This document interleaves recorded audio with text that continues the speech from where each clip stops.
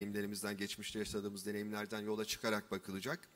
Panelimizin moderatörlüğünü Türkiye Avrupa Birliği Derneği Başkanı. So this is the second panel of the second day.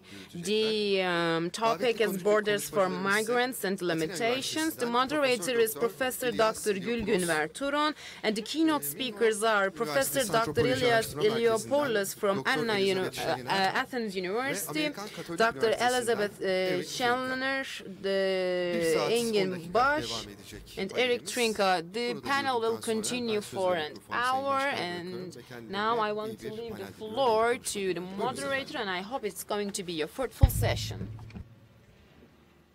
Hepinize hoş geldiniz. I want to welcome all of you once again. All panelists are foreign guests, so I will continue in English. The title of our panel is Borders for Migrants, Limitations. When I first saw the title, I asked myself, have we started to see borders only to block people from entering into countries? Are we blocking migrants as well as refugees?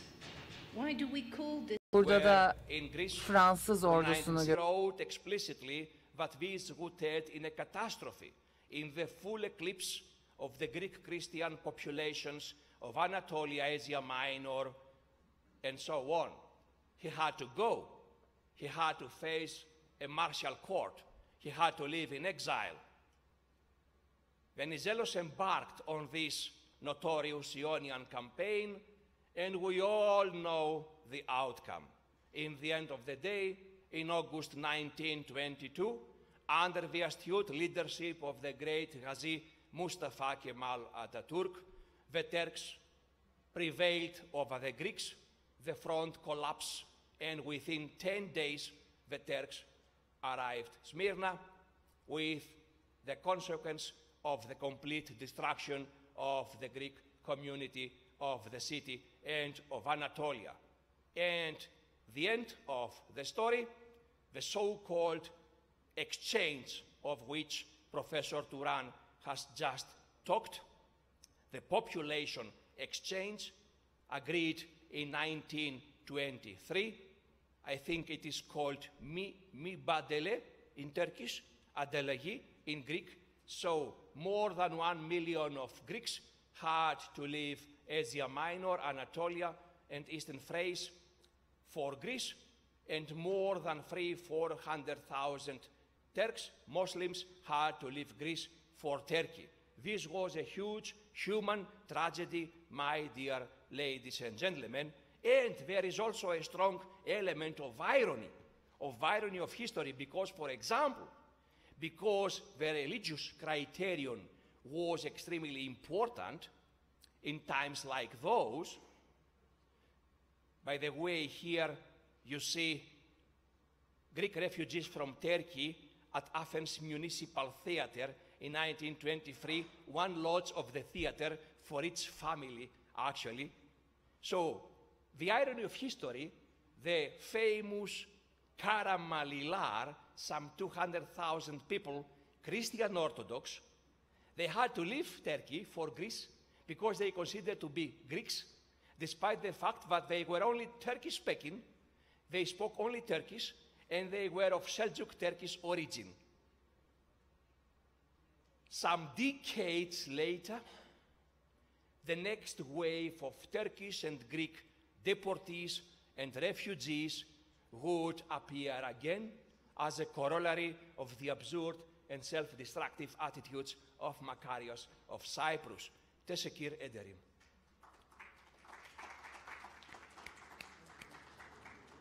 Thank you. It's always interesting to see what the past and how to see the past and how the past reflects on what is happening today. We see the same games that are being repeated. We see the same games that are repeated in our part of the world. We hope that the past will give us lessons that can be constructive for the future. We're now moving up to present-day situation in Portugal. And Elizabeth, who is from I think you pronounce it CHALLINOR, no? CHALLINOR. Elizabeth CHALLINOR is our next speaker, and she will take us back to the 21st century with a very interesting case study experienced by Portugal, another Mediterranean country. She will probably tell us about the legal framework within which refugees and migrants come to Portugal. Elizabeth. Thank you very much. So first of all, I would like to thank the organisers of the conference for inviting me to speak, and I also do have to thank Professor TURAN for an extremely warm and caring welcome in the conference. So I've been asked to talk about the limitations produced by the wide range of borders that are imposed on migrants and refugees. Now, before talking about my fieldwork, I'd like to establish the perspective from which I intend to examine these borders. First of all, we need to acknowledge that borders are not only physical, but also political. As such, they are constantly changing. They are made, negotiated, and contested at different scales in society.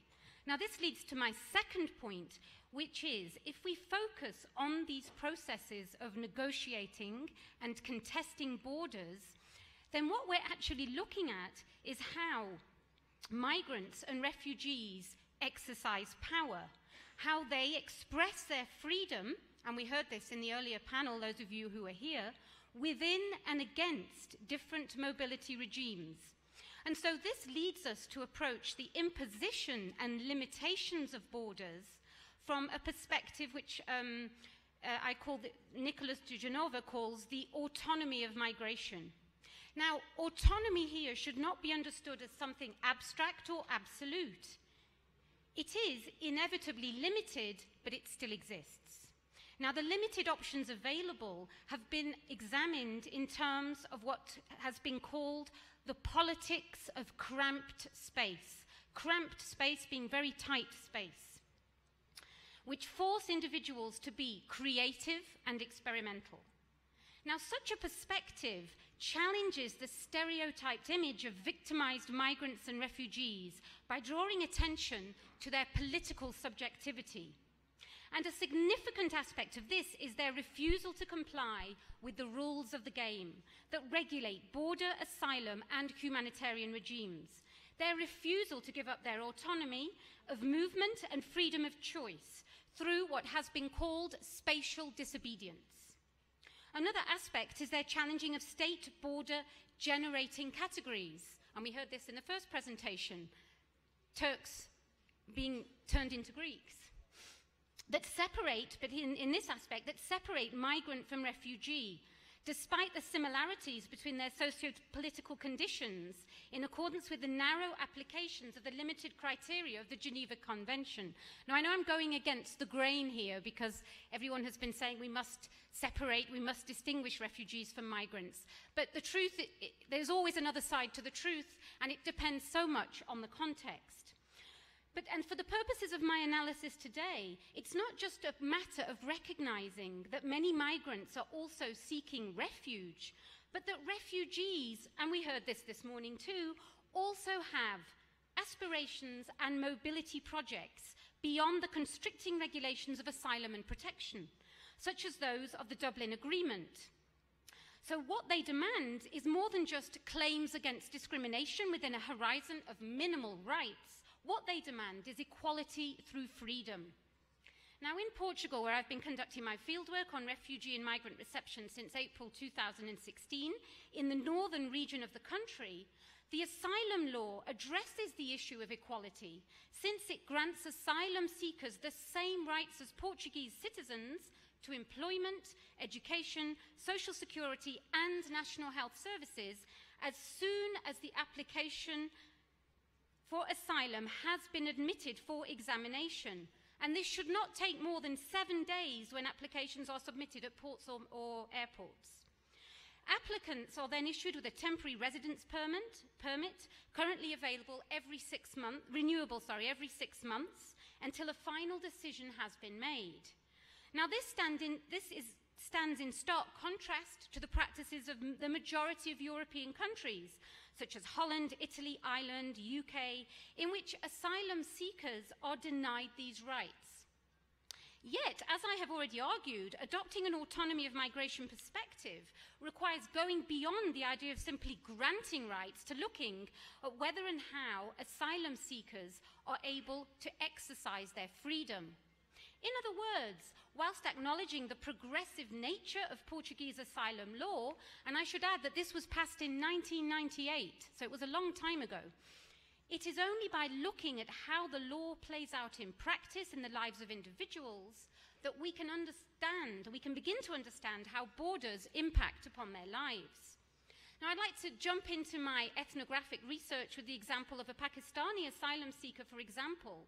So his legal right to work contributed towards his inclusion in the local community, but it was a differentiated inclusion, constrained by a sense of insecurity. He was occupying a cramped space, not knowing if the carpet was going to be pulled from under his feet, wondering whether he would be granted refugee status or not.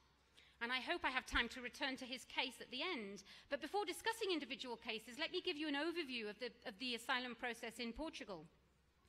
Now, in comparison with other European countries that have higher development indicators, the number of asylum applications received in Portugal have always been extremely low. And here in Turkey, they'll probably make you laugh. In 2008, for example, Portugal received 160 asylum applications, compared to nearly 27,000 in Germany and 41,000 in France. Now, although by 2016 the number of applicants had increased to a total of 1,460, which is 9 times, it's still numerically insignificant compared to many other countries. But in September 2015, when the so-called refugee crisis hit, as it were, Portugal pledged to receive a total of 4,574 refugees within the European Agenda on Migration and its relocation program. And instead of hosting individuals in state-run centres, the government adopted a decentralized approach, a decentralized community approach.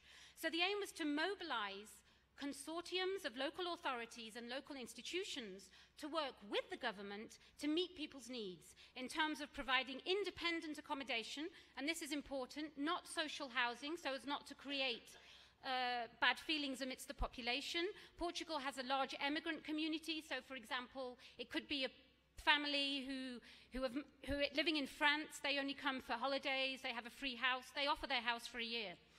And then the state would then provide access to employment, health, education, Portuguese language acquisition, and vocational training. So it all sounds fantastic on paper. Now, by July 2017, with 6 months left of the official deadline, Portugal had only received 1,400 asylum seekers, just over a third of the official amount pledged. And the low numbers of arrivals was accompanied by an increase in the statistics in the media, which reported refugees moving on. The majority of people left Portugal secretly. Their resident permits were not valid for travel because, according to the Dublin Agreement, they were not entitled to international protection outside of Portugal. And so they feared that if they said they were leaving, they would not be allowed to go. In September 2017, a national newspaper reported that more than half of the asylum seekers relocated to Portugal had left, and 43% of those had been identified and informed of their obligatory return, because this is what happens with the Dublin Agreement. Newspapers have reported a number of causes that create a sense of insecurity, including the long waiting period, over 18 months, for a final decision on their status. So they are only temporarily legalized. They have limited work opportunities with unqualified temporary job and insufficient provision of Portuguese language teaching. There aren't many people trained in Portugal to teach Portuguese as a foreign language. So volunteers have been teaching, often retired Portuguese school teachers. And this is very different when you're facing a public that don't even know the alphabet. However, in-depth research still has to be done on why asylum seekers have left. Now, I shall now discuss the case of a family hosted through the relocation program in northern Portugal, which exercised its freedom of choice through spatial disobedience by leaving Germany to join family members. And it was then returned, and despite the family's desire to return to the same town in northern Portugal, they were hosted by a different institution in a much smaller town in central Portugal, where they felt very isolated, and they had to wait for a year until their contract with their hosting institution through the relocation program had finished before they could move back to the town. They still haven't moved back. I'm negotiating this with them. But this illustrates very clearly how the provision of protection imposes borders on their freedom to choose where they live. At the end of the contract, the official institutional discourse was that they were now like Portuguese citizens, and it was their responsibility to look for accommodation and employment in the Portuguese northern town like any other Portuguese citizen. The ideology behind this, explained to me by the director at the institution's headquarters, was to avoid excessive dependence and to encourage autonomy. But here, I think they're using autonomy in a slightly different way. As such, they had imposed a deadline on when the family should leave the accommodation, causing enormous amounts of stress. Now, I should add here that my role as a researcher has been one of active engagement, and so I have tried to bridge the gaps between the lack of communication and articulation between refugees and institutions from my engaged perspective. And I would argue that this way of encouraging autonomy within a very cramped, tight space of limited access to information and translation services in the name of equality fails to grasp the importance of equity. Equity and equality both aim to produce fairness. Equity is giving everyone what they need to be successful. Equality is treating everybody the same way. Equality can only produce fairness if everyone starts from the same place and needs the same help. Now, this same agreement was put to me by a refugee who chose to leave Portugal, a Syrian refugee, whom I interviewed through social media. I am 40 years old. They are 40 years old ahead of me living in Portugal. I have not lived here before. I need special treatment because I am new.